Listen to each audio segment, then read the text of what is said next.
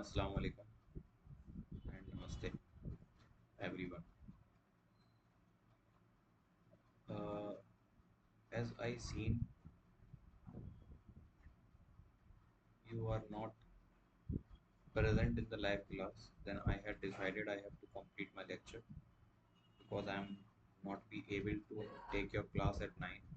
That's why I decided to take this class in recorded form and I provide you this class.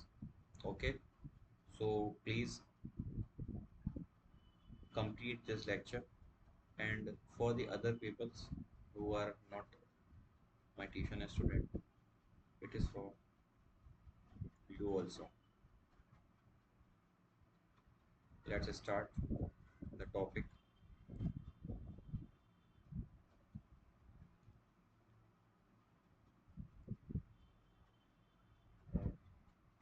Okay, कल तक जो हमने बात की थी टॉपिक के अकॉर्डिंग, वो हम पढ़े थे वेक्टर और वेक्टर की टाइप्स के बारे में। वेक्टर की चार टाइप्स थी जो हमने अभी तक डिस्कस कर ली थी। उसके मैं नाम लिखा देता हूँ एक बार।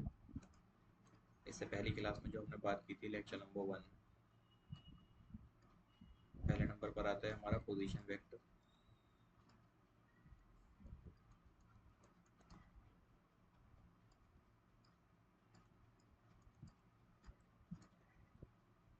सेकंड नंबर पर आता है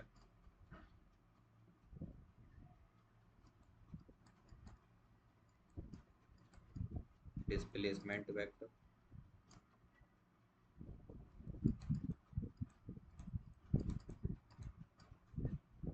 third one is equal vectors.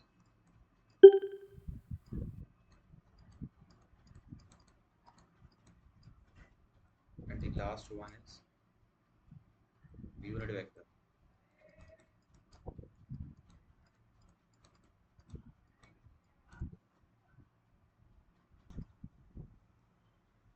So our fifth type is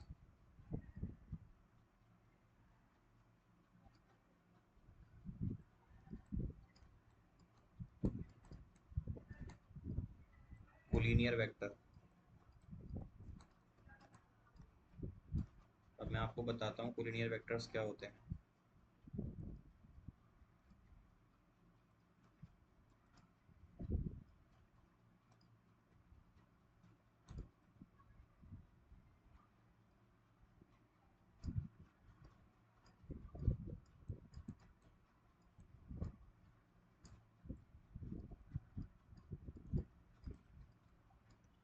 हमने अपनी बेसिक मैथमेटिक्स जब पढ़ी होती है क्लास 10 की, तो उसमें ये टर्म सुनी होती है कोलिनियर। कोलिनियर टर्म जो यूज़ होती है वो पॉइंट्स के लिए यूज़ होती है। जब तीन पॉइंट्स एक ही लाइन में लाई करते हैं तो उनको बोला जाता है कोलिनियर, या तीन से ज़्यादा भी हो सकते हैं, इनको बोलते हैं कोलिनियर पॉइंट। और जब three points which are not lie in a straight line तो उसको बोला जाता है नॉन कोलिनियर।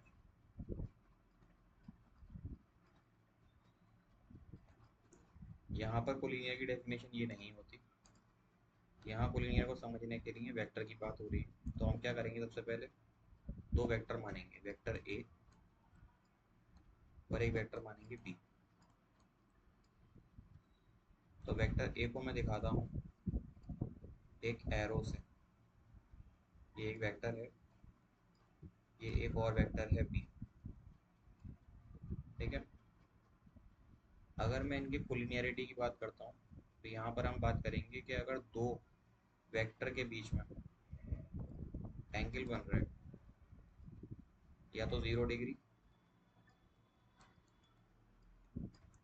या फिर वो एंगल दोनों के बीच में 180 डिग्री होना चाहिए।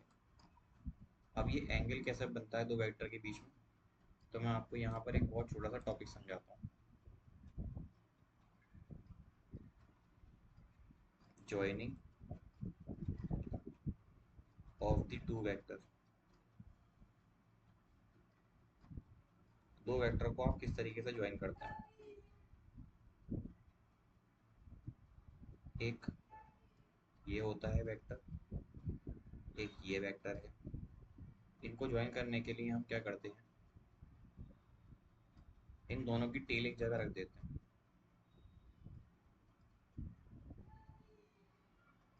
तो ये एक वेक्टर था, ये दूसरा वेक्टर था, दोनों को मैंने ऐसे रख दिया। इन दोनों के बीच में जो एंगल बनता है उस एंगल को मान लेते हैं थीटा। तो कोलिनियरिटी में आप दो वेक्टर्स को कैसे पुट करेंगे, उसके लिए 0 डिग्री का केस होता है और एक 180 डिग्री का होता है। तो मैं क्या करता हूँ, 0 डिग्री के नीचे 0 डिग्री वाला समझाता हूँ पहले आप। केस नंबर फर्स्ट, अगर एक वेक्टर ऐसा रखा हुआ है, वेक्टर ए, ये इसकी टेल है, ये इसका हेड है। आपने इसी के बीच साइड में एक और वेक्टर रख दिया बी, ये इसकी टेल, इसकी हेड, इसकी टेल और इसका हेड। जब दो वेक्टर का टेल और हेड आपस में कोइंसाइड करता है, तो इस केस में जो थीटा बनाते हैं वो बनाते हैं 0 डिग्री। और अगर दूसरे पार्ट की बात की जाए,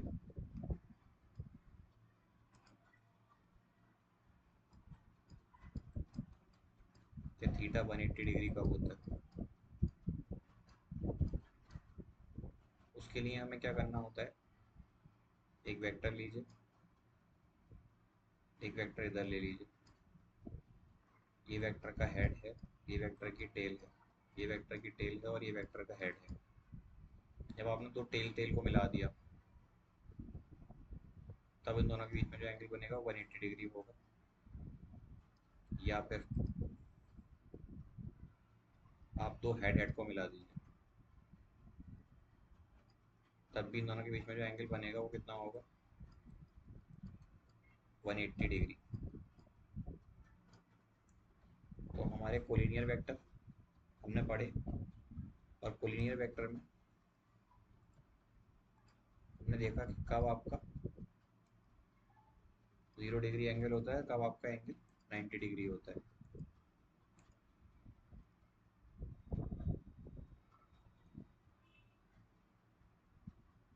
ये पूरा 0 डिग्री का है,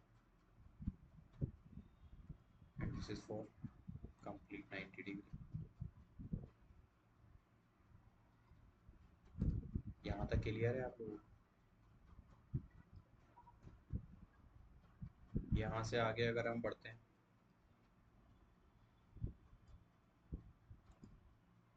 तो हम वेक्टर की अगली टाइप की बात करेंगे।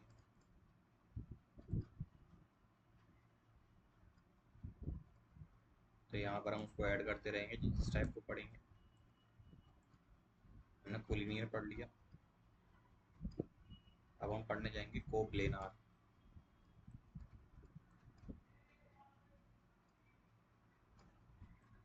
कोप्लेनार वेक्टर्स क्या होते हैं,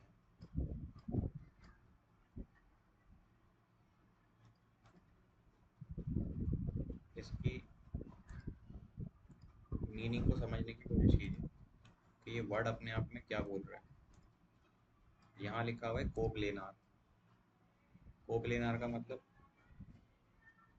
सबसे पहले 6 हेडिंग डालिएगा, तो लिखिएगा coplanar vector.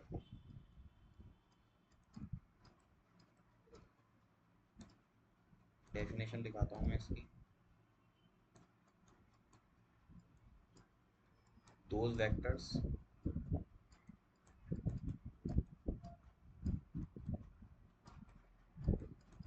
which are lie on the same plane।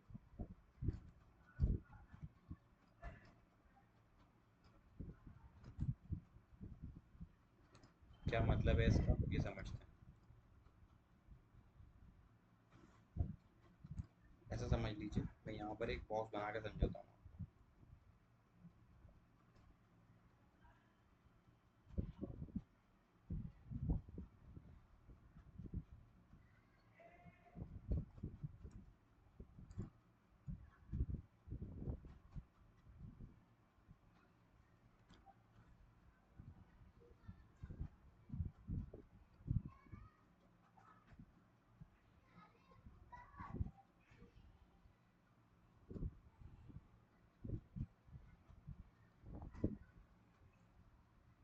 इस बॉक्स को अगर आप ऑब्जर्व करेंगे तो उसमें 3 डायरेक्शन नजर आएंगी आपको। ये आप मान लीजिएगा वाई एक्सिस, ये एक्स एक्सिस, और ये वाली जेड एक्सिस।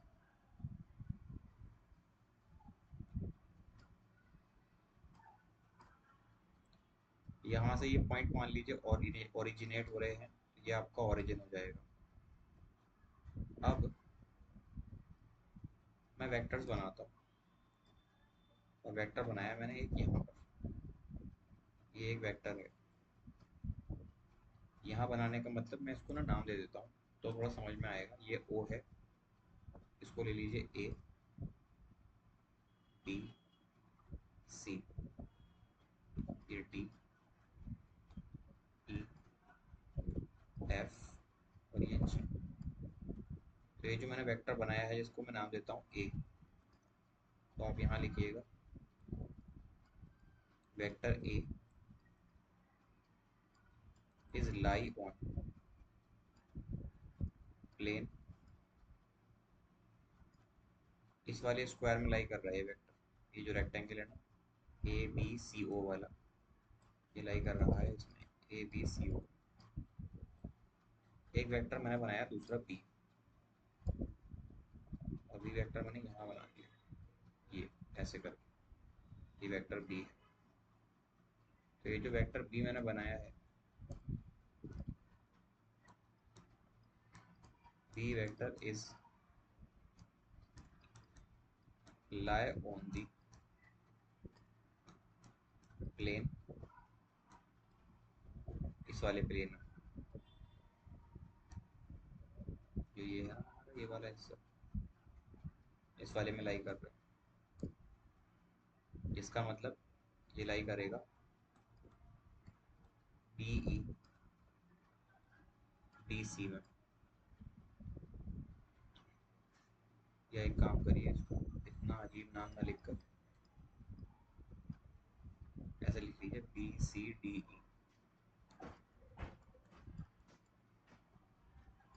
तो ये एक अलग प्लेन में लाई कर रहा है, ये एक अलग प्लेन में लाई कर रहा है। इनको हम को प्लेनर नहीं बोलेंगे। अगर मैं एक वेक्टर यहाँ बनाता हूँ इसी प्लेन के अंदर, इसका नाम रख दो सी, तो मैं लिखता हूँ यहाँ पर जो सी वेक्टर है is lie on the plane A B C ओ।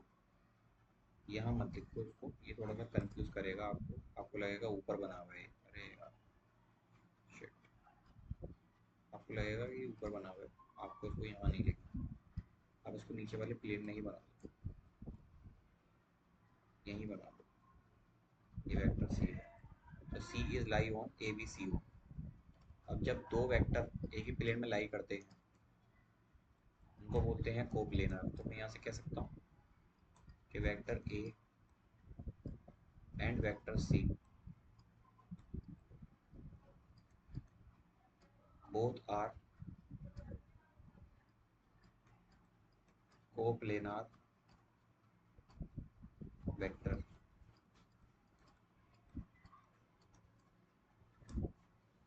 इसी चीज़ को अगर मैं एक्सप्लेन करूँ कि ये आपस में कैसे होंगे, यानी कि ए और बी, या फिर बी और सी, ये कैसे होंगे आपस में। ये एक प्लेन में लाई नहीं कर रहे, इसलिए इनको बोलते हैं नॉन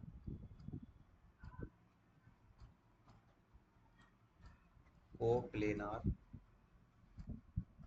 वेक्टर।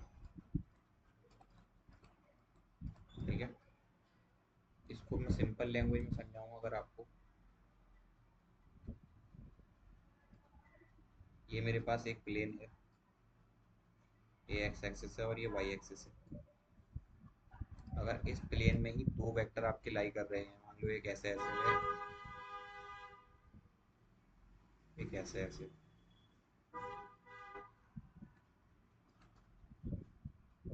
तो इन दोनों प्लेन्स इन दोनों वेक्टर्स को हम बोलेंगे कोप्लेनर। इसकी बेस पे मैं बोल सकता हूँ vector A and vector B both are coplanar vector.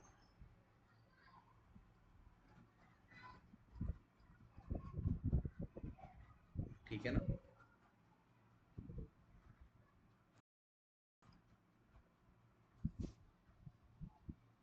ये जो आगे का टॉपिक है इसको थोड़ा सा और डिफ्रेंशिएट करके समझते हैं।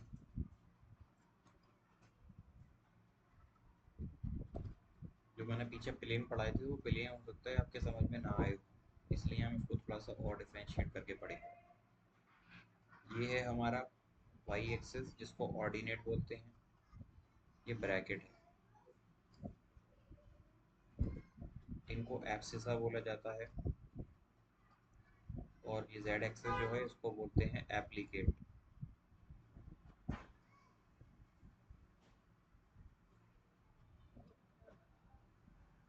तो मैंने जो ये वाला शेड किया है ना, ये वाला पोर्शन जो शेड किया है,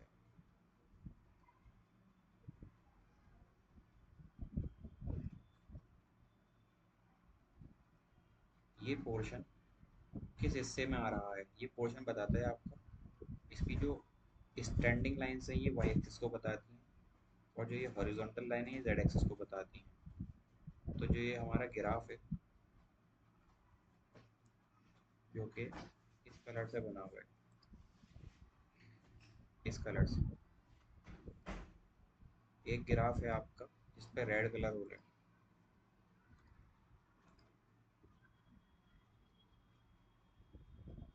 और एक पर हो रहा है ऑरेंज कलर।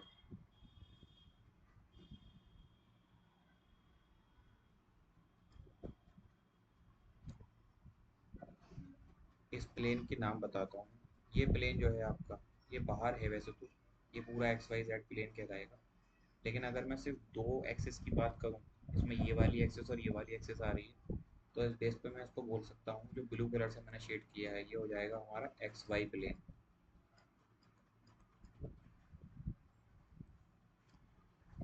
जो रेड कलर से मैंने पेंट किया है उसमें देखिए एक तो ये वाली एक्सिस आ रही है, ये वाली एक्सिस बताती है ये वाली एक्सिस को यानी कि जेड एक्सिस को, और एक आपका आ रहा है स्टैंडिंग एक्सिस, तो स्टैंडिंग एक्सिस बताती है वाई एक्सिस को। तो ये कौन सा प्लेन हो जाएगा आपका वाई जेड प्लेन। और एक तीसरा बनेगा आपका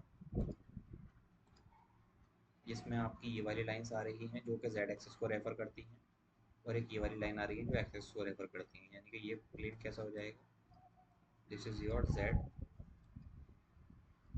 एक्स प्लेन।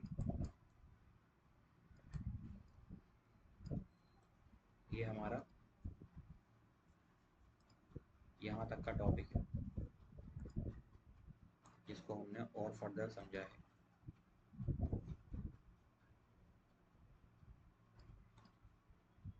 ठीक है।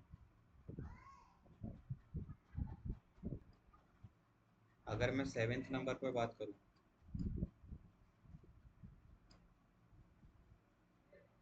तो सेवेंथ नंबर पर हमारा आता है को इनिशियल वेक्टर।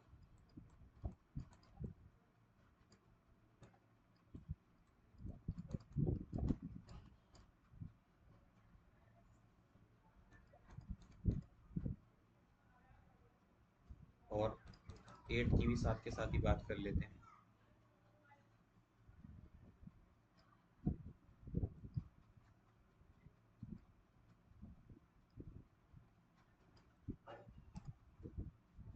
एट है हमारा क्वार्टर माइनस वेक्टर।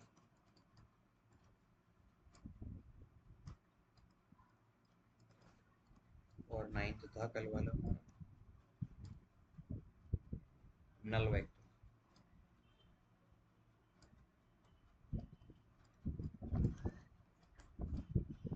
इसको वॉइड वेक्टर भी बोलते हैं, वॉइड, और जीरो वेक्टर भी बोल दिया जाता है।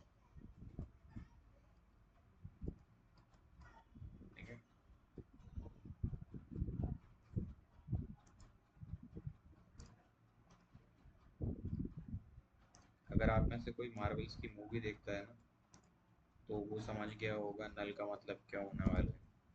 अभी रिसेंटली एक मूवी आ रही है वेनम करके, उसमें वो नल को इंट्रोड्यूस करने वाले हैं, जो कि स्पेस में रहता था। तो स्पेस में ज़ीरो वो एयर प्रेशर होता है, कोई भी एयर पार्टिकल नहीं होता, इसलिए हम उसको वॉइड बोलते हैं। वॉइड का मतलब जहाँ पर कोई भी पार्टिकल ना हो। जो हमारा ये टॉपिक है पूरा, इस शीट पे मैं लिख देता हूँ, ये है types of the vector.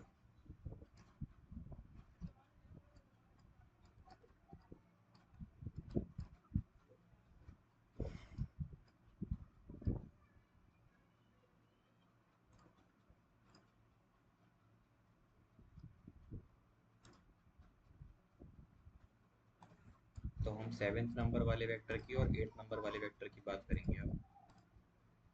Seventh number पर हमने लिखा है को इनिशियल वेक्टर, और एट्थ पर हमने लिखा है क्वार्टर माइनस वेक्टर। इसकी डेफिनेशन नहीं लिखाऊंगा मैं, इसे समझा देता हूँ। को इनिशियल का मतलब होता है जिनका इनिशियल पॉइंट सेम होना। अगर मान लीजिए मैंने एक वेक्टर बनाया ये ए, एक और वेक्टर बनाया बी, एक और वेक्टर बनाया सी, इन सारे वेक्टर में जो इनका एक पॉइंट है, ये पॉइंट, पॉइंट ओ बोल दो इसको, इस पॉइंट को ही हम बोलते हैं को इनिशियल पॉइंट। और एक ही पॉइंट से ओरिजिनेट होने वाले डिफरेंट वेक्टर्स को हम बोलते हैं को इनिशियल वेक्टर, जिनका इनिशियल पॉइंट सेम होता है सिर्फ। डेफिनेशन भी अगर चाहे तो मैं लिखा दूंगा, छोटी सी एक line, which have the same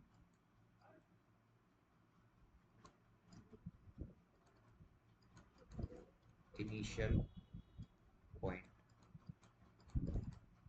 सबका इनिशियल पॉइंट सेम होता है, इनको बोलते हैं को इनिशियल वेक्टर। एक आते हैं क्वार्टर माइनस। क्वार्टर माइनस थोड़े से डिफरेंट होते हैं। ये मान लीजिए कोई एक पॉइंट है, इसकी तरफ एक वेक्टर ए आ रहा है, इसकी तरफ एक और वेक्टर बी आ रहा है, एक और वेक्टर सी आ रहा है। जब एक ही पॉइंट पर बहुत सारे वेक्टर्स डिफरेंट डिफरेंट डायरेक्शन के साथ एक पर्टिकुलर पॉइंट पर आते हैं विद देयर हेड और समटाइम विद टेल, तो ऐसे वेक्टर्स को हम क्या बोलते हैं, क्वार्टर माइनस वेक्टर। ठीक है। अब आपकी लास्ट टाइप की बात कर लेते हैं। इसको छोटा कर देता हूँ, ज़्यादा बड़ा हो गया है,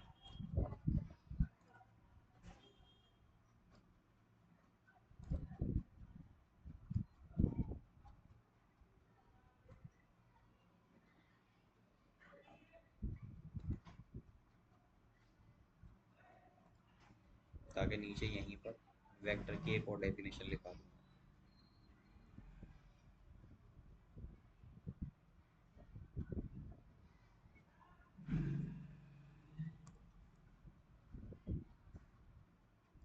और next topic is null vector. तो नल वेक्टर क्या होता है?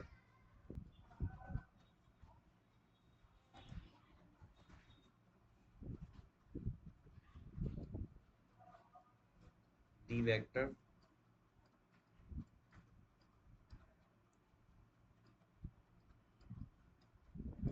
which have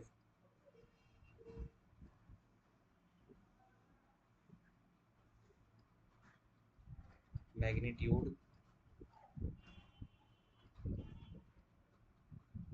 is equal to 0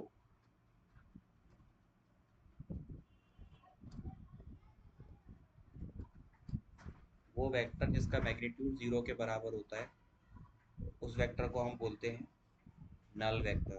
जैसे कोई वेक्टर आप ले लीजिए ए, इसका मैग्नीट्यूड आप निकालिए और वो 0 के बराबर आ गया, तो ऐसे वेक्टर को हम क्या बोलेंगे? Null vector. और जनरली हम जो नल वेक्टर को लिखते हैं वो लिखते हैं ए वेक्टर इज इक्वल टू 0 आई की तरफ जाएगा, वो 0 जे की तरफ जाएगा, प्लस 0 के की तरफ जाएगा। यानी एक ऐसा वेक्टर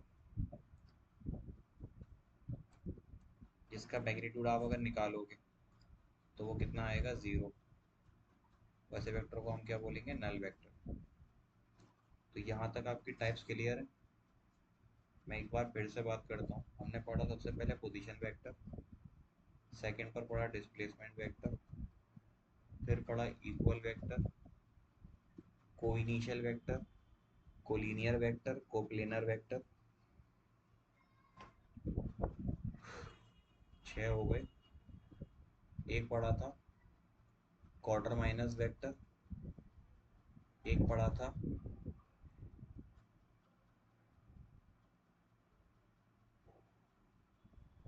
एक नल वेक्टर पढ़ा है, एक और टाइप पढ़ी थी हमने शुरू में, यूनिट वेक्टर। ठीक है। अब मैं आता हूँ स्लोली स्लोली कैलकुलेशन की तरफ और रिप्रेजेंटेशन की तरफ।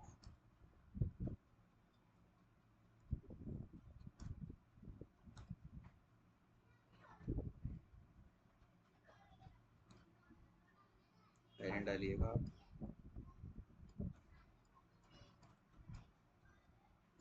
रिप्रेजेंटेशन ऑफ ए वेक्टर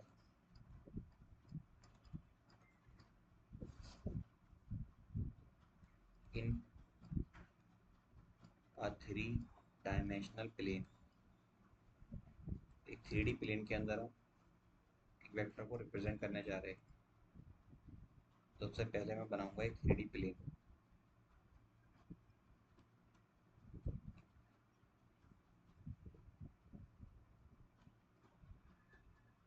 ये थोड़ा सा कम अच्छा बना है, लेकिन मान लीजिएगा कि एक सेकंड देखिए, ये मैंने प्लेन बना लिया एक जादू से। तो आप इस पे ध्यान दीजिएगा, ठीक है।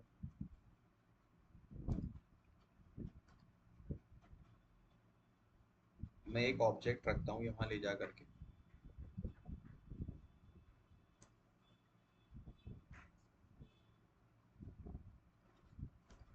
तो ये एक 3 डायमेंशनल ऑब्जेक्ट है जो 3 डायरेक्शन में मूव कर सकता है।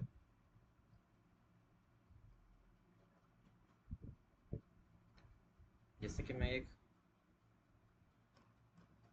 यहाँ प्लेन बना लूँ,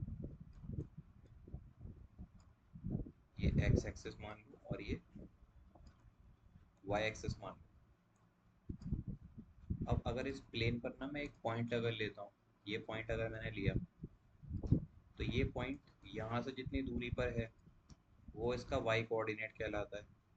यहाँ से जितनी दूरी पर है ये इसका एक्स कोऑर्डिनेट कहलाता है। तो इस पॉइंट के कोऑर्डिनेट्स को मैं लिखता हूँ एक्स कॉमा वाई। अब इसी प्लेन को मैं नंबर के साथ अगर बना दूँ, एक्स एंड वाई,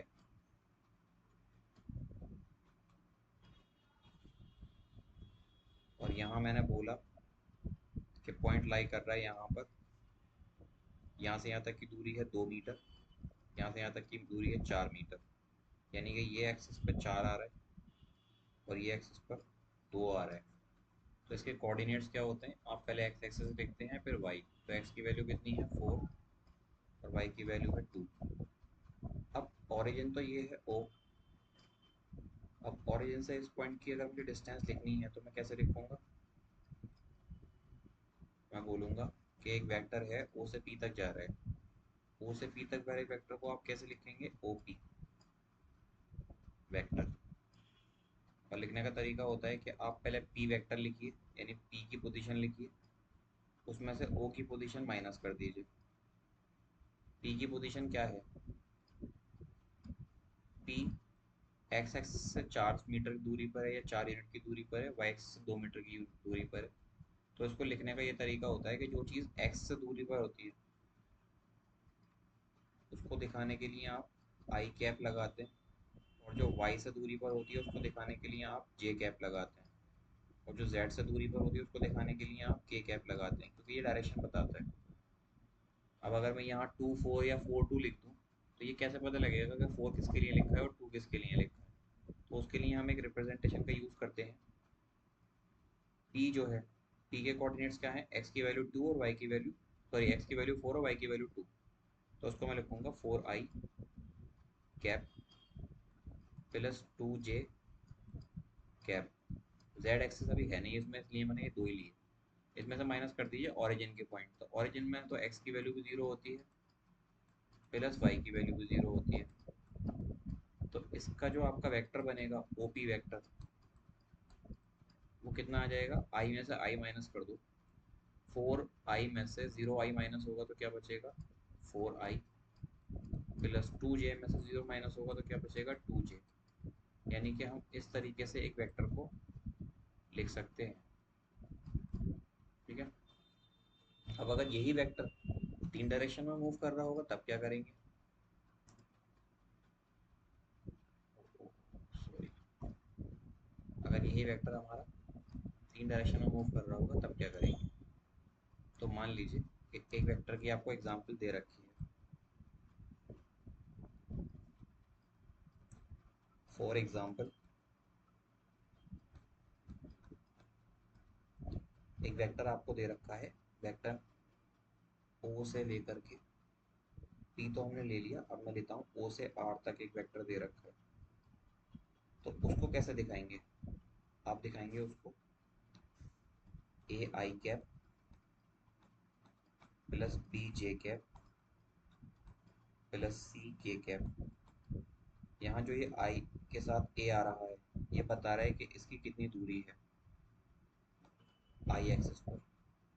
जब जे के साथ बी आ रहा है वो बता रहा है कि वाई एक्सिस का कितना मैग्नीट्यूड है, और के साथ जो सी आ रहा है ये बता रहा है कि जेड का कितना मैग्नीट्यूड है। बुक्स में हम जो लिखा हुआ देखते हैं इसको, वो इस फॉर्म में नहीं लिखा होता। वो लिखा होता है कि अगर आपको कोई वेक्टर ओ आर लिखना है तो उसकी एक्स से जो दूरी होती है उसको एक्स ही लिख देते हैं आई कैप लगाकर, जो वाई से दूरी होती है उसको वाई लिख देते हैं जे कैप लगाकर। ये हमारे ऊपर है, हम कुछ भी लिख सकते हैं, और सी की जगह लिख देते हैं जेड कैप। तो आपको ध्यान देना है आई जे के पर, आई बताता है। अगर मैं इसको ऐसे लिख दूँ, आपके इसी प्लेन को बना लूँ ऊपर से, तो और एक्स एक्सिस में लिख कर अगर मुझे डायरेक्शन लिखनी है तो मैं लिखूंगा इसका यूनिट वेक्टर एक्स का, आई कैप इधर होता है, जे कैप इधर होता है, और के कैप इधर की तरफ होता है। के कैप का मतलब होता है यूनिट, यूनिट वेक्टर है सारे के सारे हैं। तो एक वेक्टर को लिखते कैसे हैं, वो वेक्टर बताता है 3 डायरेक्शन के ऑब्जेक्ट की। एक बार फिर से बात करते हैं पीछे वाले टॉपिक पर ही।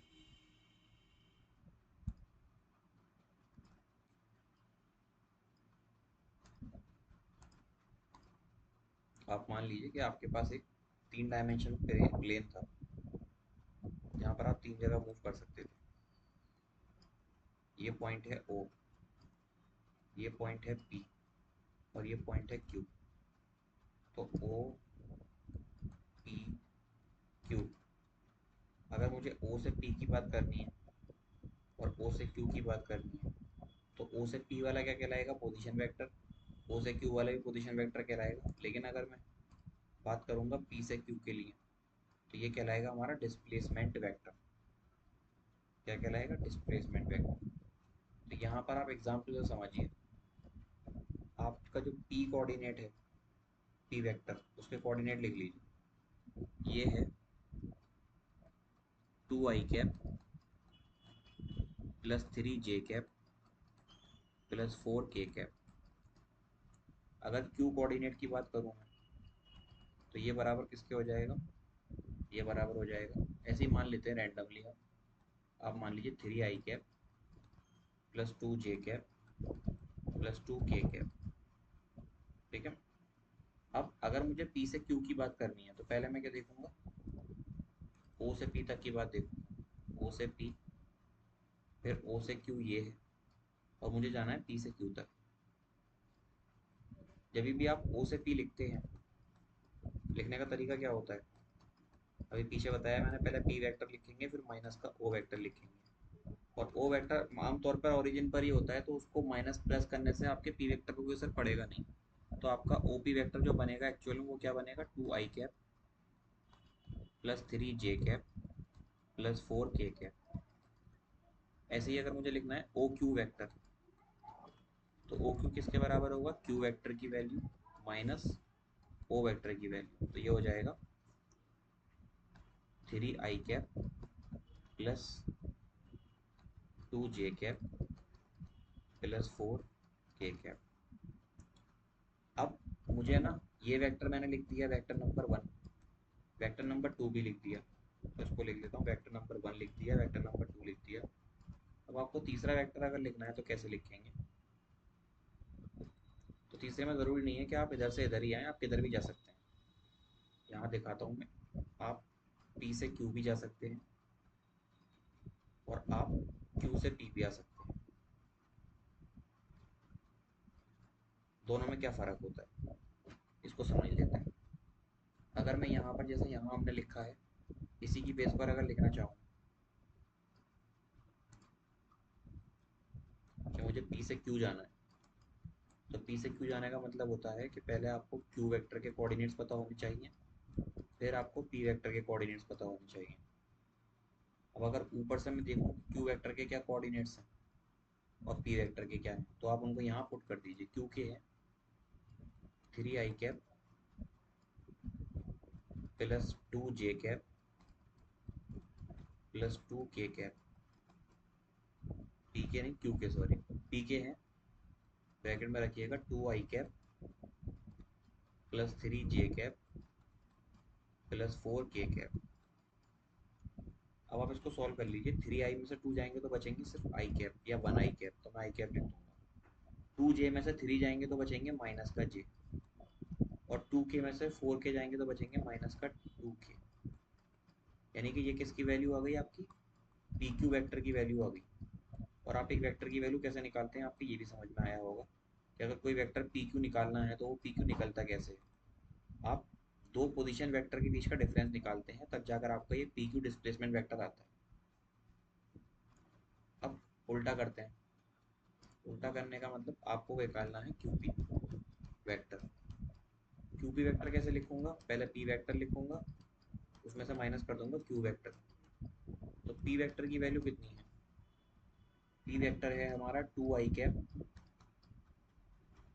Plus 3j cap plus 4k cap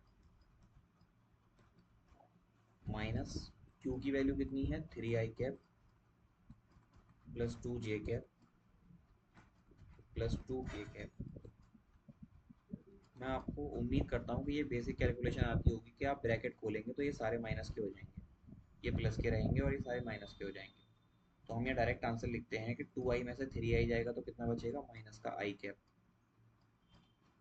3j में से 2 जाएंगे तो कितने बचेंगे, प्लस का जे कैप। और 4k में से 2 जाएंगे तो कितने बचेंगे, प्लस का 2k कैप। यानी कि ये आपने क्या निकाल लिया, क्यूपी। अब मैं आपको एक चीज़ समझाता हूँ।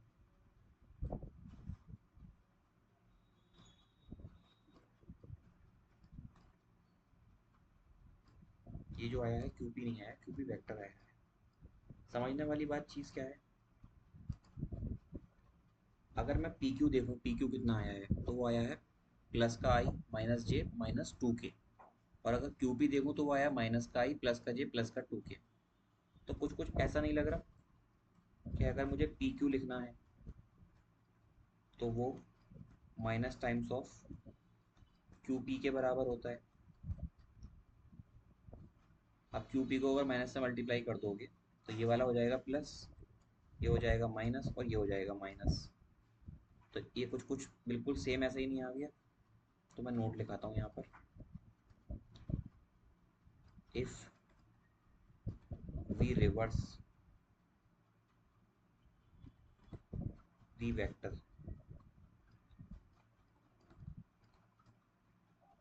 then their sign also reverse। Positive का नेगेटिव और नेगेटिव का पॉजिटिव हो जाता है वेक्टर को पलट के लिखने से। और सिंपल सी बात है, आप इधर से इधर जा रहे हो, आपने इसको पॉजिटिव वेक्टर लिया है, आपने अपनी डायरेक्शन को बदल दिया, आप उधर से इधर आ रहे हैं, तो आपको नेगेटिव वेक्टर लेना पड़ेगा। ठीक है, तो आज की क्लास में हमने वेक्टर की और बेसिक पढ़ी है। इसी तरीके से हम आगे क्लासेस लेते रहेंगे और इसकी वेक्टर की बाकी बेसिक्स को क्लियर करते रहेंगे। तो इतनी बेसिक से आपको कोई भी नहीं पढ़ाएगा, चीज़ें आपको बहुत एडवांस एडवांस पढ़ा दी जाती हैं कई बार, लेकिन बेसिक नहीं आती समझ में। तो इसीलिए आप इस पर ध्यान दीजिएगा। ठीक है, और उसके अलावा अगर आपके कोई चीज़ समझ में नहीं आए तो आपको पता है कि मुझसे किस तरीके से कांटेक्ट करना है, तो आप लोग मुझसे मैसेज करके पूछ सकते हैं, कॉल करके पूछ सकते हैं, कल मैं क्लास लूँ तब पूछ सकते हैं। ठीक है, ठीक है बेटा। और this class is only for my student Anshika, but she was absent yesterday. I don't know why she absent. She is not responding. I'm trying to contact with her. So I upload this lecture on my YouTube channel. You have to go through this and collect all the information. If you face any difficulty, then you have to tell me. Otherwise, just complete this work. I will share this file also. Thank you. Thank you.